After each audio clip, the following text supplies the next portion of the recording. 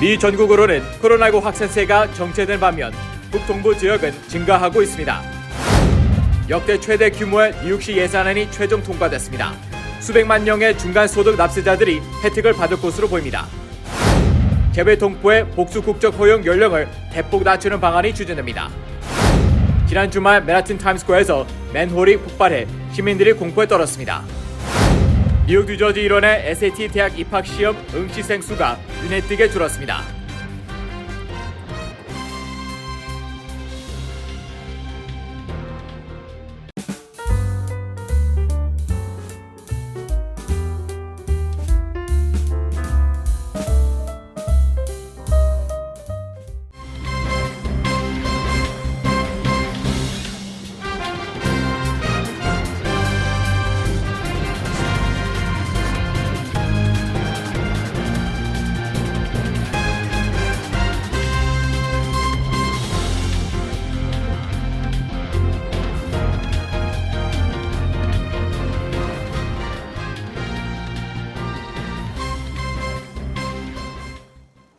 여러분 안녕하십니까? KBTV 뉴스9 이창원입니다. 코로나19가 대체로 정체 양상을 보이는 가운데 뉴욕시와 워싱턴 DC 등 동부의 주요 대도시에서 빠르게 확산하고 있습니다. 첫 번째 소식 김은지 기자가 전합니다. 뉴욕타임스는 자체 집계 결과 지난 7일 기준 워싱턴 DC의 7일간의 하루 평균 신규 확진자가 2주 전보다 106%, 뉴욕시에서는 51% 각각 증가했다고 보도했습니다.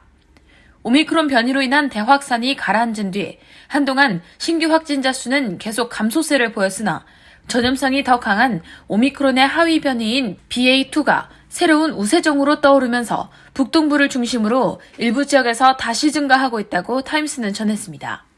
미국 전체로 봐도 확진자 수의 감소세가 멈췄습니다. 지난 3일 27,058명까지 내려갔던 미국의 7일간 하루 평균 신규 확진자는 7일 기준 29,429명으로 소폭 증가했습니다. 50개 주 가운데 뉴욕, 로드아일랜드, 알래스카, 버몬트, 콜로라도주 등에선 확진자가 다시 늘기 시작했습니다.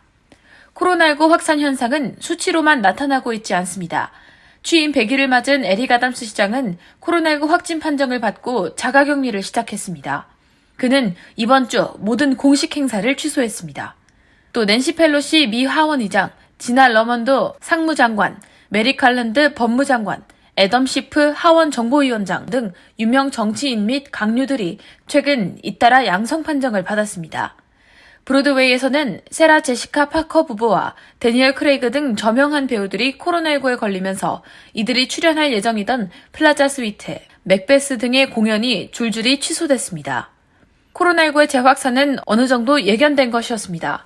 앤서니 파우치 국립알러지 전염병 연구소 소장은 지난 6일 앞으로 몇 주에 걸쳐 확진자가 소폭 증가할 것으로 예상해야 한다고 말하기도 했습니다. 그는 이 같은 예측의 근거로 미국 코로나19 상황의 예고편 역할을 해온 영국 등 유럽에서 이미 재확산이 시작된 데다 마스크 착용 의무화 등 방역 규제가 대거 풀린 점, 백신의 면역 효과가 시간이 지나면 약화하는 점 등을 언급했습니다. KBTV 뉴스 김은지입니다. 역대 최대 규모의 뉴욕시 예산안이 지난 주말 가까스로 통과된 가운데 뉴욕의 600만 명 이상의 중간소득 납세자들이 더 빠른 세후 인하를 받게 될 것으로 보입니다. 보도에 전사인 기자입니다. 뉴욕주 의회 상하원은 지난 9일 새벽까지 마라톤 협상 끝에 2,200억 달러의 2022-2023 회계연도 예산안을 통과시켰고 호컬 주지사도 최종 서명했습니다. 이번 예산안에 따라 오는 2025년까지 단계별로 인하될 예정인 개인소득세가 올해부터 발효됩니다. 이와 함께 호컬 주지사는 중산층 가구를 위한 새로운 재산세 공제에 합의했습니다. 이 프로그램에 따라 소득이 25만 달러 미만인 기본 STAR 프로그램 수혜자와 65세 이상 STAR 수혜자는 재산세 환급을 받을 자격이 있습니다. 뉴욕시 외 지역에서는 평균 혜택이 거의 970달러로 200만 가구에 영향을 미칠 것으로 예상됩니다. 뉴욕시의 평균 혜택은 425달러입니다. 소득이 7만 5천 달러 미만인 저소득 주택 소유자의 경우 주 전체 평균은 거의 1,050달러입니다. 이 밖에 6월 1일부터 연말까지 뉴욕주 휘발유세도 갤런당 33센트에서 16센트가량 줄어듭니다. 또 아동 보육비 지원을 통해 4년간 70억 달러를 투입하며 보육비 지원 자격을 연방 빈곤 수준의 300%까지 확대합니다.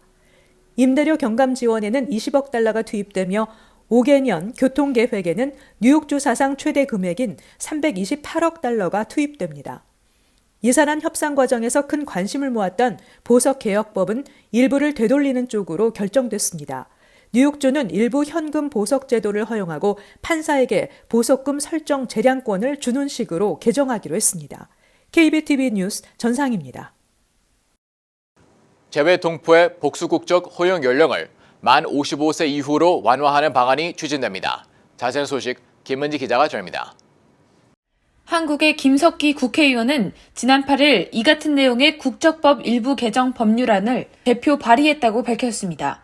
이 개정안은 대한민국 국민이었던 사람이 외국에서 거주하다가 영주할 목적으로 국적 회복 허가를 받는 경우에 복수 국적을 허용하는 연령을 현행 만 65세 이후에서 만 55세 이후로 완화하는 것을 골자로 합니다. 복수 국적 허용 연령 완화는 그동안 재외동포 사회에서 그 필요성이 지속적으로 제기돼 왔습니다. 경제활동에서 은퇴하게 되는 시점인 만 65세 이후부터 복수 국적을 허용하는 것은 미국 등 해외 각지에서 인적, 물적 기반을 구축한 동포들을 활용함에 있어 한계가 있다는 지적이 잇따랐습니다. 또한 병역법상 병역 의무의 종료 연령이 40세인 점을 감안할 경우 40세를 초과하는 범위에서 현재보다 복수 국적 허용 연령을 다소 완화하는 것이 합리적이라는 게 중론입니다. 김 의원은 재외선거에서의 단체 선거운동 허용 등 공직선거법 일부 개정 법률안도 함께 발의했습니다.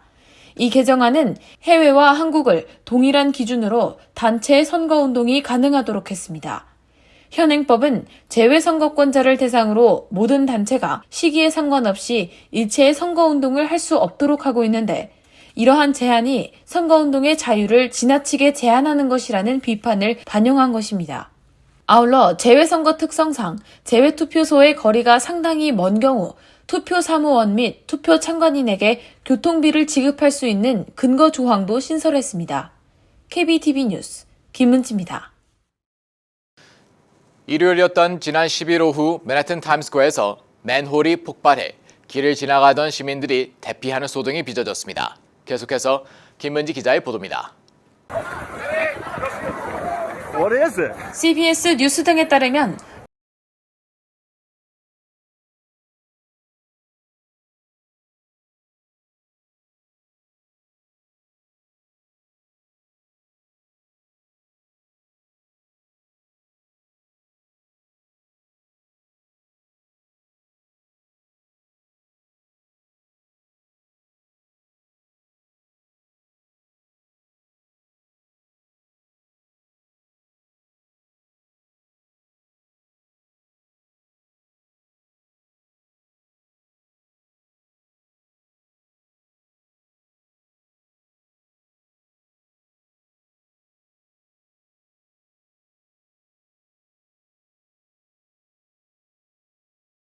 갑작스런 맨홀 폭발로 타임스퀘어를 찾은 관광객들도 크게 놀라 불안에 떨었다고 CBS 뉴스는 전했습니다.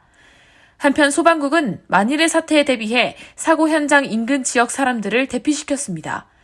또 인근의 한 사무용 건물 내에 일산화탄소 농도가 높아진 것을 소방국이 확인했습니다. KBTV 뉴스 김은지입니다.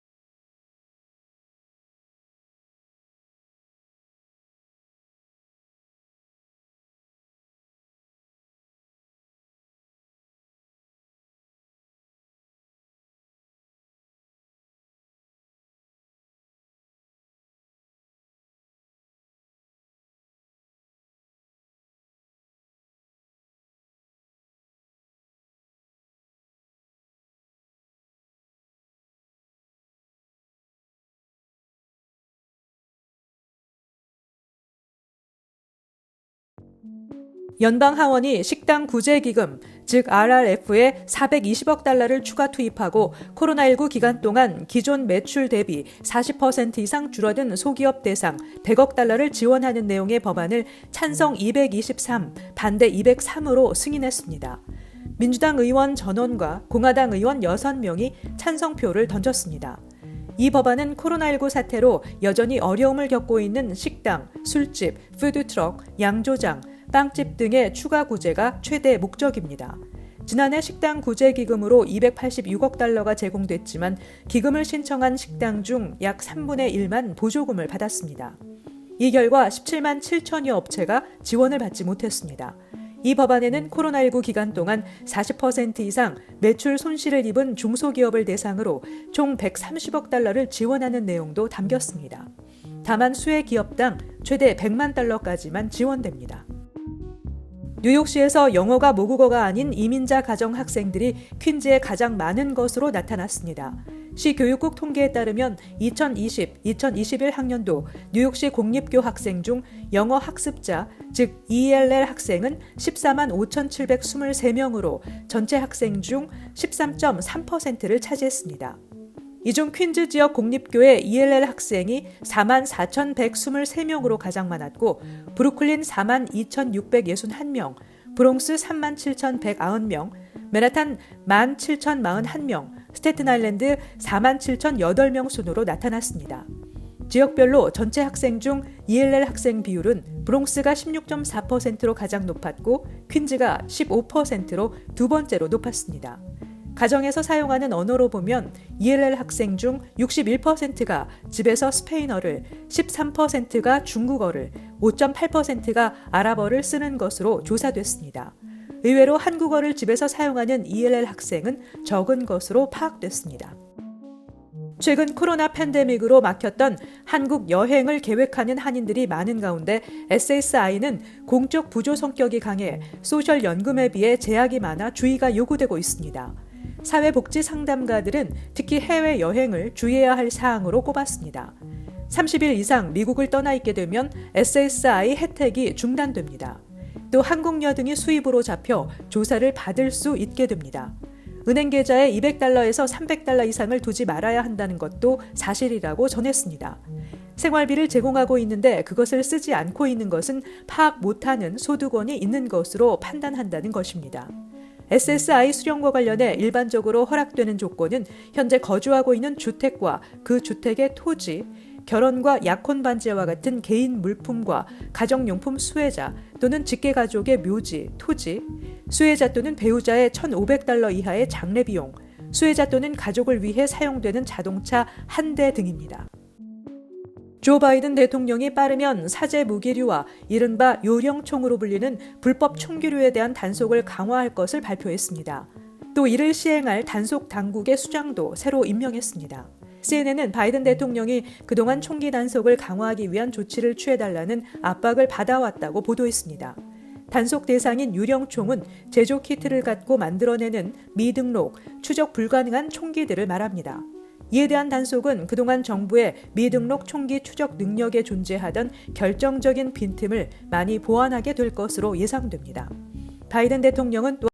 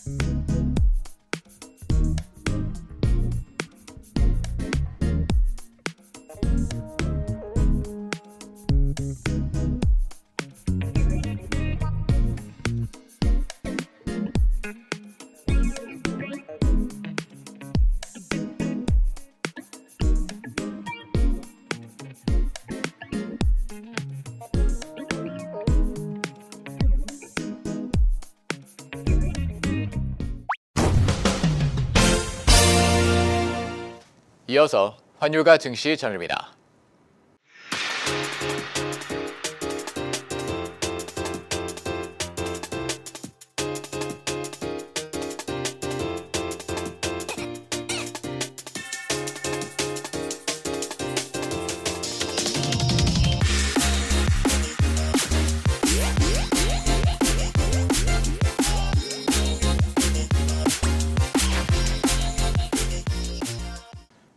잠시 후 뉴욕과 뉴저지 날씨 전입니다.